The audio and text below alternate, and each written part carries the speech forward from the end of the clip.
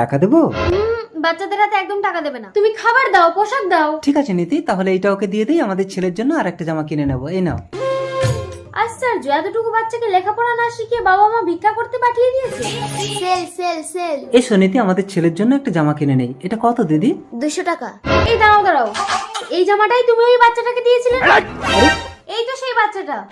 তার মানে একটা ছোট্ট বাচ্চাকে দিয়ে ভিক্ষা করিয়ে একই জিনিস বারবার বিক্রি করে মানুষকে ব্ল্যাকমেল করছেন। ওরা এখন লেখাপড়া করার সময়, আপনাকে আমি পুলিশে দেবো।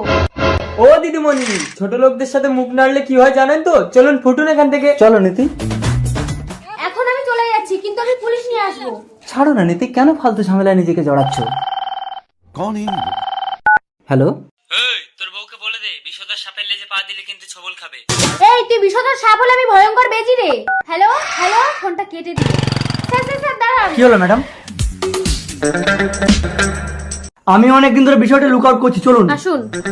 এই বাইরে একটা বাচ্চাকে দিয়ে ভিক্ষা করি, একই জিনিস বারবার মানুষকে বিক্রি করছিস। স্যার আমরা তো চুরি করছি না, ভিক্ষা করে আয় করছি। ভিক্ষা করতে হয় আপনারা করুন, একটা ছোট্ট বাচ্চাকে দিয়ে ভিক্ষা করেছেন কেন? একটা বাচ্চাকে দিয়ে এইসব কাজ করানোর জন্য আমি তোমাদের কঠোর শাস্তির ব্যবস্থা করবো, চলো। তোমার কোনো চিন্তা নেই ছোট, তুমি আমাদের কাছে থাকবে, লেখাপড়া করবে। কি মজা।